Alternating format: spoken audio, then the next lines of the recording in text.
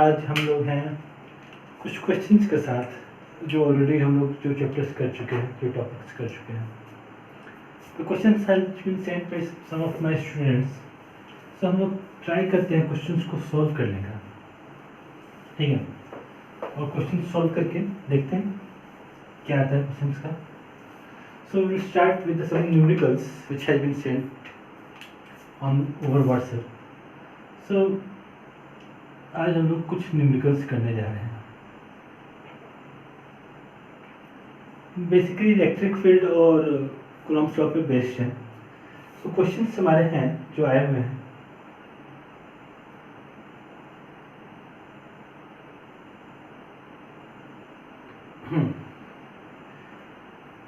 Questions, first question is, there is a thin rod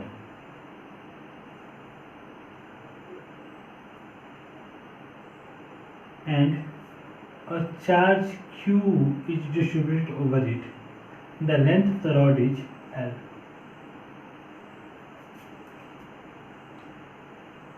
We have to find the force at a point P, which is at a distance A away from the rod. ठीक है। So we have a thin rod. thin rod का length क्या है? L है। और इस L length से इस रॉड से A डिस्टेंस अवे हमको क्या करना है? तो हमको फोर्स निकालना है इस चार्ज के वजह से। यहाँ पे एक टेस्ट चार्ज Q0 रखा गया है, ठीक है। इस क्वेश्चन को हमको सॉल्व करना है। क्वेश्चन लिख लेते हैं। A thin rod has charge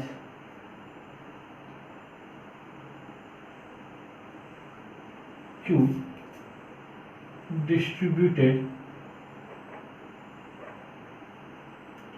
over its length L. Calculate the force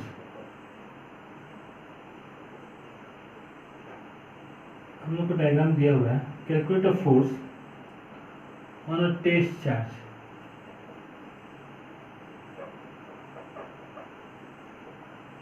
Q0 placed at any point P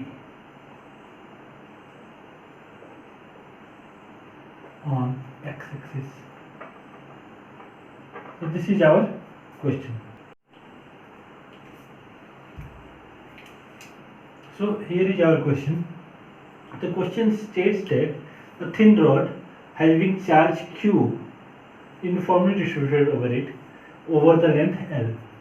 We have to calculate the force on the test charge Q0, which is placed at a point P on the x-axis, and the point P is at a distance A from the rod of length L. So we have to find the force on the charge test charge Q0. ठीक है? That is the question. Now let's solve it. But problem ये है इस question के साथ, अगर ये charge given रहता तो हम सीधे फोर्स कूलम्ब्स फोर्स निकाल लेते। एक गिवन पॉइंट से रहता था, हम फोर्स रहता 1/4 pi epsilon not Q1 into Q2 by R², जो भी रहता।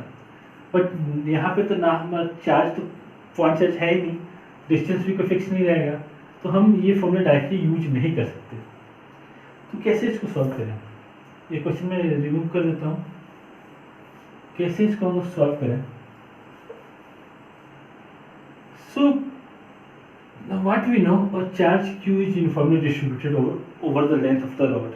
So what we will do, we will simply cut a portion of the rod. A small portion of the rod is cut from the rod, and let us consider the length of the distance of the point charge Q0 is x distance away है। ये dx length का जो segment cut किया वहां से x distance away है। अब क्योंकि ये काफ़ी स्मॉल पार्ट कट कर रहे हैं तो एक हम पॉइंट चार्ज मान सकते हैं। अगर पॉइंट चार्ज मान सकते हैं तो अगर इसका चार्ज अगर इस पॉइंट का चार्ज हो गया हमारा डी क्यू, तो डी क्यू चार्ज की वजह से डी क्यू चार्ज इसका हो गया, इसकी चार्ज क्यू नॉट हो गया, तो हमारा फोर्स क्या हो जाएगा, तो हमारा फोर्स हो जाएगा एफ इक्वल टू 1/4πε0 Q1 कितना हो जाएगा, तो D Q into Q2 Q naught by X square हो गया। ये हमारा क्या हो गया, तो फोर्स हो गया। अब हम क्या फाइंड करना चाहते हैं, तो हम ये फोर्स क्या हो गया, तो ये स्मॉल लेंथ की वजह से उसको हम ले लेंगे डीएफ। अब जब हमको नेट फोर्स निकालना है, तो नेट फोर्स कहाँ से निकाल सकते हैं, यहाँ से लेके हम यहाँ पूरे लेंथ की वजह से निकालना चाहते हैं, तो हम लोग क्या करेंगे, ए प्लस एल से लेके ए तक का अगर हम इंटीग्रेशन कर दें तो हमको नेट फोर्स निकल जाएगा। So what we will do, we will simply find the force acting due to the small portion of the wire. ठीक है, so let a small section is cut from the wire, from the rod, sorry। तो dx part cut करिए, ठीक है। तो force acting between the charge particle, test charge and small charge D Q. हमने small part cut कर लिया, तो उसका चार्ज कितना मानते हैं, उसका चार्ज मानते हैं डी क्यू। तो उसके बीच का फोर्स क्या हो जाएगा, तो डी एफ इक्वल टू हो जाएगा 1/4πε0 इंटू Q1 कितना हो गया, डी क्यू इंटू Q2 कितना हो गया, क्यू नॉट बाई डिस्टेंस कितना हो गया, तो ये डिस्टेंस एक्चुअली है, तो ये डिस्टेंस हो गया एक्स स्क्वायर। नाउ ये तो 1/4πε0 हो जाएगा, डी क्यू कितना हो जाएगा, तो डी क्यू निकालने के लिए हमको पूरा चार्ज पर यूनिट लेंथ कितना है, तो चार्ज पर यूनिट लेंथ हमारा है क्यू बाई एल। तो डी एक्स लेंथ की वजह से चार्ज कितना हो जाएगा, तो charge per unit length Q by L है, तो डी एक्स लेंथ की वजह से चार्ज हो जाएगा इंटू डी एक्स। सो डी क्यू का वैल्यू हो जाएगा Q by L into D x. तो ये हम वैल्यू यहाँ पे पुट कर देते हैं, तो डी क्यू की वैल्यू हो गया Q by L into D X into Q naught by X square. Value को लिख लेते हैं, तो ये हो गया Q into Q naught by 4πε0 into L into D X by X square. ये क्या हो गया, ये हो गया small force dF। Now if I have to find the net force, तो net force F should be equal to integration of dF, और हम इसको इंटीग्रेट कहाँ से कहाँ तक कर देंगे, तो Q नॉट बाई 4πε0 L, ये तो कांस्टेंट है, और dx बाई एक्स स्क्वायर को इंटीग्रेट कर देंगे, तो dx बाई एक्स स्क्वायर को जब इंटीग्रेट करेंगे तो हो जाएगा integration of dx by X square, और इसको कहाँ से कहाँ तक, तो या तो यहाँ से लेके यहाँ तक इंटीग्रेट कर देते हैं। तो हम लोग यहाँ से ये पॉइंट से कितना डिस्टेंस है, ये पॉइंट से डिस्टेंस है a, और इस पॉइंट से कितना डिस्टेंस है, तो इस पॉइंट से डिस्टेंस है a प्लस। ठीक है, ये हो गया Q naught by 4πε0 L, integration करते हैं तो हो जाएगा -1/x, लिमिट a से a प्लस। इंटीग्रेशन हमको पता है x to power n, dx का इंटीग्रेशन होता है x to power n plus 1 upon n plus 1, that we know. ठीक है, तो ये हमारा आ गया। तो ये लिख लेंगे Q naught by 4πε0 L, minus को बाहर कर लेते हैं।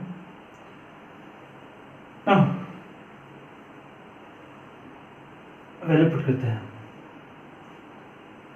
तो वैल्यू पुट करेंगे तो क्या हो जाएगा, तो हो जाएगा हमारा upper a plus L put करेंगे x की जगह पे, तो हो जाएगा 1/a plus L minus upper limit put, sorry lower limit minus upper limit minus lower limit minus 1/a। तो ये हो जाएगा हमारा Q naught by 4πε0 L a minus L divide by a plus L into A. ठीक है, अगर इसको solve करते हैं तो ये हो जाएगा Q naught by 4πε0 L, A cancel, minus था, minus minus plus into L by A plus L into A, L से L get cancelled, so the final answer should be F equal to Q naught by 4πε0 A into A plus L. ठीक है, so this is how we can solve the question. Now another question has been sent, and this question states that ये question हमको state करता है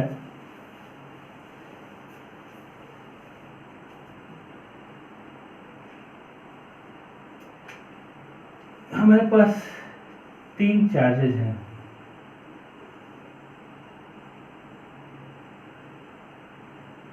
charges are minus Q.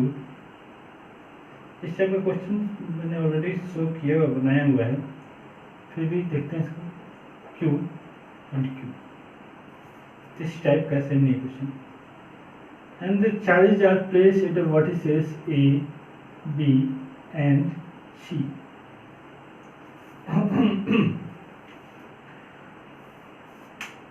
हमको क्या करना है, तो हमको हर चार्ज पे नेट फोर्स किधर एक्ट कर रहा है वो हमको फाइंड करना है। तो अगर देखते हैं कि क्योंकि तीनों चार्जेस का मैग्नीट्यूड सेम है, क्योंकि तीनों चार्ज का मैग्नीट्यूड सेम है और या इनका लेंथ एल है और सेम डिस्टेंस पे इक्वेटर ट्रायंगल पे है, so we can say that the angle should be equal to 60 degree. सब में के अंदर 60 डिग्री एंगल होगा, अगर ये 60 है तो ये 120 नाउ इसके बीच का हम फोर्स देख लेते हैं, इसके और इसके बीच के फोर्स। तो भाई ये अट्रैक्ट करे कि अपोजिट चार्ज है, इस पे फोर्स, सबके फोर्स को हम एफ लेके चल रहे हैं क्योंकि सबका फोर्स सेम लगने वाला है। इसके बीच का इसके बीच का फोर्स कितना रहेगा, तो इसके बीच पे अट्रैक्टिव फोर्स लगेगा, ये भी कितना रहेगा, एफ। तो इस चार्ज पे नेट फोर्स क्या होगा, नेट फोर्स रिजल्टेंट फोर्स हमारा ये होगा, इस फोर्स को हम मानते हैं F1। क्लियर है, कोई डाउट नहीं है। इस पे देखते हैं, तो ये प्लस चार्ज है, ये प्लस चार्ज है, तो ये प्लस चार्ज क्या करता है, रिपेल करेगा, तो फोर्स किधर जाएगा, तो बाहर की तरफ। ठीक, और ये माइनस चार्ज है, इसको क्या करते हैं, अट्रैक्ट करते हैं, ये फोर्स किधर जाता है, ये फोर्स लगेगा इधर की तरफ, और इसके बीच का एंगल कितना रहता है, इसके बीच का एंगल हो गया 120 डिग्री। तो इसका रिजल्टेंट क्या होता है, resultant will be somewhere like this, इसको हम बोलते हैं F2। अगेन ये इसको रिपेल करेगा तो इसका फोर्स लगेगा F इधर की तरफ, इसका अट्रैक्ट करते इसका फोर्स लगेगा F इधर की तरफ, और इसका रिजल्टेंट क्या होता है, इसका resultant will be somewhere like F3। ये कैसे हुआ, ये एंगल हम कैसे लेके आते हैं, वेक्टर हमको ध्यान में होगा। जब दो वेक्टर्स होते थे हमारे पास, vector A and vector B, then the resultant is somewhere in between them, उनके बीच में रिजल्टेंट आता था, इसीलिए हम लोग रिजल्टेंट इसके बीच में ले पा रहे हैं। तो ये हमारा डायग्राम हो गया। I don't think there is a much problem in solving this question after this. क्यों नहीं, बहुत ज़्यादा प्रॉब्लम है, इसमें प्रॉब्लम बहुत ज़्यादा नहीं आ रहा है हम लोग को, क्योंकि f का वैल्यू निकालना, f is going to same throughout, सब में सेम होने वाला है। What's the value of f, तो f can be written as k Q1 की वैल्यू है Q, Q2 की वैल्यू है Q by R square, R square कितना आता है, L स्क्वायर। तो F is same throughout, F is K Q square by L square. Now if I have to find the force in between these two, that is F1, F1 can be written as F1 equal to root under F square plus F square plus 2 F1 F2 cos theta. Vector का resultant कैसे निकालते हैं, तो vector का resultant R equal to था, R equal to root under A square plus B square plus 2ab cos theta. तो ये vector A, ये वेक्टर B, इसके बीच का एंगल कितना होगा, 60 डिग्री, क्योंकि ये इक्वल एंगल है ना। तो ये कितना हो गया, 2f square plus 2f square cos 60 का वैल्यू कितना होता है? यस राइट, कितना? 1/2 टू कैंसिल, तो कितना आ गया? तो ये आ गया हमारा √3f², so f1 equal to हो गया √3f, that is the value of f1. Fine. Similarly we can find the value of f2. f2 कैसे फाइंड करें? ठीक है, ये f1 हमारा हो गया. f2 कहाँ लगा? तो ये f2 लग रहा है. सो can I say that f2 should be equal to, जानेंगे f2, तो ये हो गया फोर्स f1, a फोर्स, ये हो गया b, इसके बीच के इधर कितना amount of f2 will be equal to root under f2 will be equal to root under a square यानी f² plus b square plus f square plus 2 into f1 into f2 into cos 120, तो ये हो जाएगा f² root under 2f² plus cos 120 के value कितना होता है? तो cos 120 वैल्यू होता है -1/2, तो -2f² into 1/2, 2 get cancel out, ये हो गया हमारा f² का रूट अंडर f. तो f2 should be equal to f, और f के वैल्यू क्या निकाले थे? तो f के वैल्यू आया था हमारा kq²/, ये हो गया हमारा f2 का वैल्यू, और f1 का वैल्यू आ गया हमारा √3, और f का वैल्यू था kq²/l², ये हो गया f1 का value. I don't think there is a problem solving the value of f3. ठीक है, तो f3 should be also equal to kq²/l². ठीक है, f3 की वैल्यू भी क्या हो गया? kq²/l². This is how we can solve the third question, second question. Basically हम लोग को डायरेक्शंस देखना है कि डायरेक्शंस का वैल्यू, डायरेक्शन किधर हमको लग रहा है. ठीक है, प्लस माइनस रहता है अट्रैक्टिव होगा, प्लस प्लस होता है रिपल्सिव रहता है. ठीक है, fine. Now another question has been send. उस टाइप के क्वेश्चंस मैंने बताया हुआ, फिर भी हम लोग इस क्वेश्चन को देखेंगे. The question is,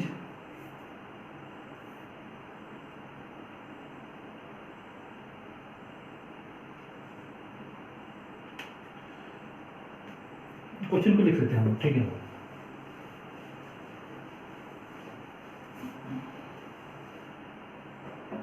the question is,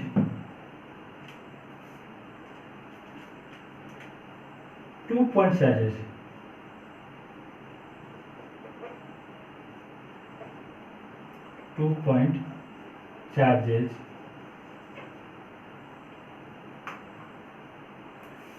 charges of plus 16 microcoulomb and -9 microcoulomb are placed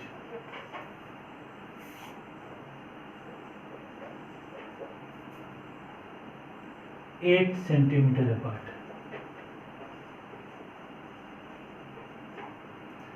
In air. Determine the position of the point.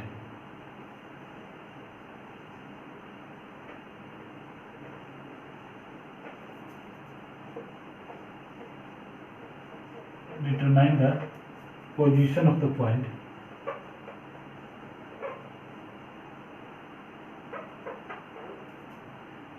where resultant electric field is 0.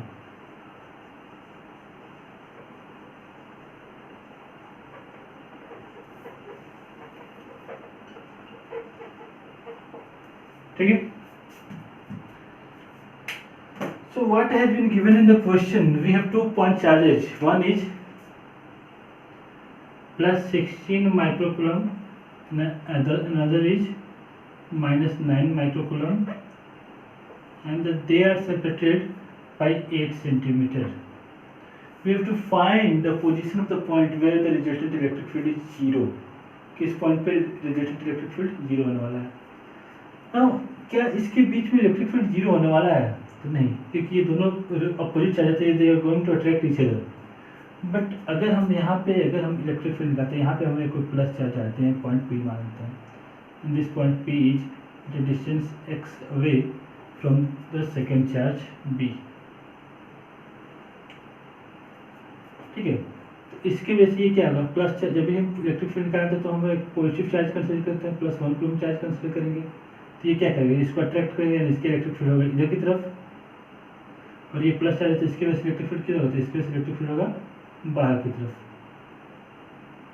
ठीक है, एक इलेक्ट्रिक फील्ड लेफ्ट, एक electric field right, तो वहां पे chances है कि electric field हमारा 0 हो जाए। ठीक है, क्या करेंगे, लेट एट पॉइंट P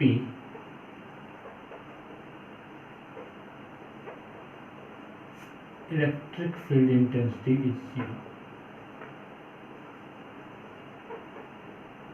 ठीक है, पॉइंट P पे इलेक्ट्रिक फील्ड इंटेंसिटी क्या है, तो 0 है। Now so the net electric field intensity E is equal to E1 minus E2, क्योंकि अपोजिट डायरेक्शन में है, और I can say let E1 is equal to E2, क्योंकि नेट इलेक्ट्रिक फील्ड इंटेंसिटी क्या है, नेट इलेक्ट्रिक फील्ड इंटेंसिटी हमारा 0 है, तो E1 इक्वल टू वहाँ पे क्या होगा, तो E1 इक्वल टू E2 हो जाएगा। ठीक है, E1 इक्वल टू E2 हो गया, जितना E1 उतना E2। Now in that case E1 का अगर वैल्यू पुट करते हैं तो E1 का वैल्यू क्या होगा, तो E1 का वैल्यू हो जाएगा K, Q1 कितना था, 16 इंटू 10 पर -6 बाई, ये डिस्टेंस कितना हो जाता है, डिस्टेंस हो जाएगा x प्लस 8 का होल स्क्वायर। E2 का वैल्यू कितना हो जाएगा, तो 9 इंटू 10 पर -6 डिवाइड बाई x स्क्वायर। ठीक है, के कैंसिल आउट, 10 पर -10 पर -6 कैंसिल आउट, हमारा इक्वेशन आ गया। फिर क्या करेंगे, ये हमारा हो जाएगा 16 by x plus 8 the whole square is equal to 9 by x square, और that can be written as 16x square is equal to 9 into x plus 8 the whole square. Whole square है, होल स्क्वायर को हटा देते हैं, root कर देते हैं इसको, तो is equal 4x is equal to 3x plus 8। So if we can further solve this, that can be equal to 4x equal to 3x plus 24 or x equal to 24. So we can find the point, and that point is 24 centimeter away from the point B. So at this point the electric field intensity due to the both charge is going to be 0. So this is how we can solve this type of questions. अगर ये दोनों plus charge रहता है, if the both charges were plus, in that case the electric field intensity will be somewhere in between them. इन दोनों point के बीच में electric field intensity 0 होता है, दोनों पॉइंट माइनस भी रहता है तभी भी उन दोनों के बीच में इलेक्ट्रिक फील्ड इंटेंसिटी 0 होता है। बट एक प्लस और एक माइनस रहेगा तो इलेक्ट्रिक फील्ड इंटेंसिटी का जो पॉइंट लेंगे उन दोनों चार्ज के बाहर निकालेंगे, ये हमको ध्यान देना होगा। ठीक है, now there is another question had been sent. Let us try to solve that question. कुछ सेट के क्वेश्चंस बताया हुआ है मैंने, फिर भी एक क्वेश्चन देख लेते हैं हम लोग। The question reads as two small spheres, each of mass 10 milligram are suspended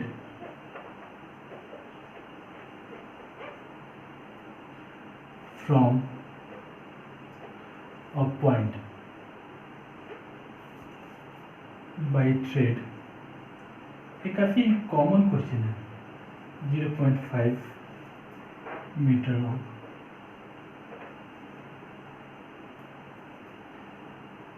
They are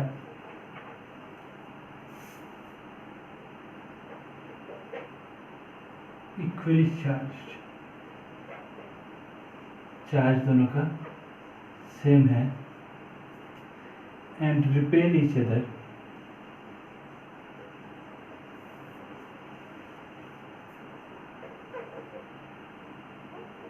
to a distance of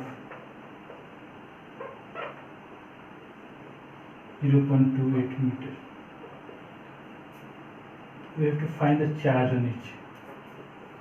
What is charge on each? It has been also given that we can take G equal to 10 meter per square. Fine. Let's solve. So in this question, it has been given there is a two threads and both are having some masses. The mass of each thread, एक का मास ले लिया m1, एक का मास ले लिया m2.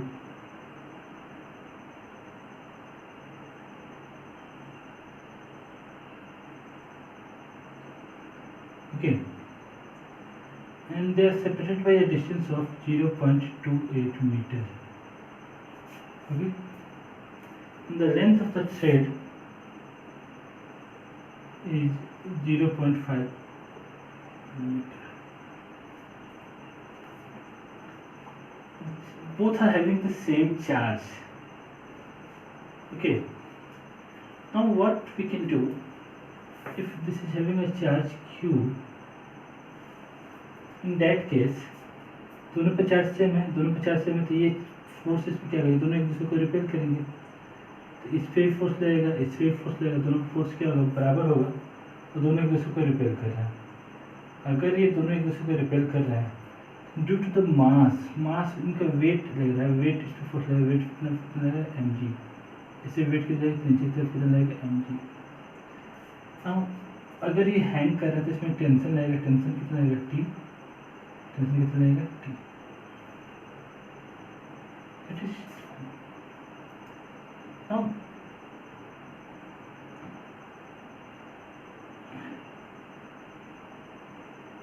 अगर tension t लग रहा है और मान लेते हैं इसको हम लोग एक परपेंडिकुलर इस लाइन खींच लेते हैं और ये एंगल थीटा हो रहा है. इन दैट केस अगर ये वर्टिकल पॉइंट है तो ये एंगल भी कितना होगा, थीटा होगा. अगर ये टेंशन t है तो ये क्या हो जाएगा, तो ये हो जाएगा हमारा t cos थीटा और ये फोर्स जो होगा ये हो जाएगा t sin थीटा. ठीक है. If this is to be t, then this can be t cos theta and this can be t sin theta. Similarly, इसके केस में भी क्या होगा, अगर ये t है, t cos theta, t sin theta, fine. Okay. Now, let us form this to be. अगर ये पूरा 0.28 है तो ये लेंथ कितना होता है, 0.14 हो जाएगा. तो इसको अगर हम बाहर से ड्रॉ कर लें तो इसको हम ड्रॉ करके इस तरह से शो कर सकते हैं. ये हो गया t, ये हो गया t sin थीटा, ये हमने ज्वाइन किया है, ये हमारा थीटा है, ये है t cos थीटा, ये हो गया t हो गया, ये हो गया t cos थीटा. और वेट किया तो वेट नीचे लग रहा है कितना, फोर्स कितना है, ये है force. So, since the whole system is in equilibrium, पूरा सिस्टम इक्विलिब्रियम में है, can I say that the F should be equal to t sin theta? Horizontal component equal होगा और vertical component भी equal होगा. That is mg should be equal to t cos theta. ठीक है, दोनों को डिवाइड कर देते हैं. F by mg must be equal to tan theta. Let this to be equation number 3. ये हमको एक इक्वेशन आ गया F by mg equal to tan theta. Now, can I find the value of theta, tan theta? So, if this distance is should be 0.28 meter, 0.28 meter है ये पूरा distance, तो ये हाफ होगा, इसका हाफ होगा, यानी कितना होगा, ये हो गया हमारा 0.14 ठीक है, और ये लेंथ दिया हुआ कितना है, तो ये लेंथ दिया हुआ 0.5 मीटर। ठीक है, ये 0.14 हो गया, ये हो गया 0.5 metre. So can see that from this figure tan theta, tan theta तो ये परपेंडिकुलर हो गया base, perpendicular theta equal to P by B. और अगर बी की वैल्यू फाइंड करें यहाँ पे, तो बी इक्वल टू हो जाएगा, ये जो बेस हो जाएगा बेस, तो बेस इक्वल टू हो जाएगा root under hypotenuse square, hypotenuse यानी 0.5 square minus 0.14 square. So now putting this value, so F का वैल्यू क्या हो जाएगा, एफ इक्वल टू हो जाएगा हमारा, एफ इक्वल टू हो जाएगा के Q1, Q1 का वैल्यू क्या है, Q1 का वैल्यू Q, Q2 की वैल्यू क्या है Q by R square, R square कितना है 0.28 का whole square, that must be equal to M G, M into G, M कितना है, तो एम की वैल्यू हमारा है 10 milligram in 10 into 10 to power -6 kg, milligram, gram KG का 1000 पार्ट, मिली मतलब ग्राम का 1000 पार्ट, 10 टू 10 पर -6 kg इंटू जी, जी का क्या है 10, and that should be equal to F equal to हो गया के Q1 इंटू Q2, इनके बीच में इलेक्ट्रोस्टैटिक फोर्स लग रहा है बाई आर स्क्वायर, आर कितना था 0.28 स्क्वायर, एम जी, एम कितना था, तो एम था मास था 10 टू 10 पर -6 kg, और जी के 10 ले लिए हैं, that must be equal to tan theta, tan theta का वैल्यू क्या आ जाएगा, परपेंडिकुलर बेस, परपेंडिकुलर का वैल्यू कितना है, तो परपेंडिकुलर का वैल्यू हमारा हो गया 0.14,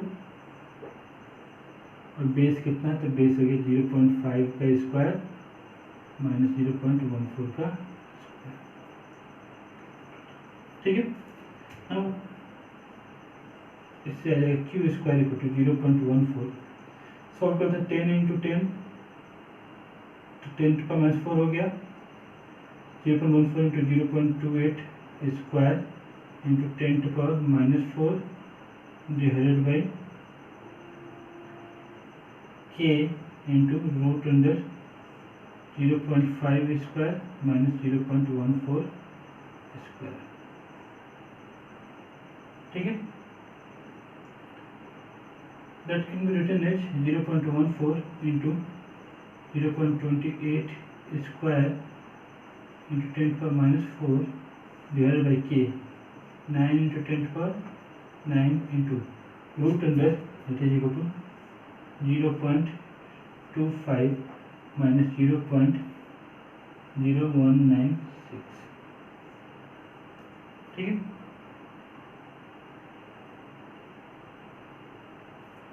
हम अगर इसको सॉल्व करते हैं हम, so after solving this we will get q square is equal to 0.14 into 0.28 square into 10 to the power -13 divided by 9 into 0.25 minus 0.096. So this should come equal to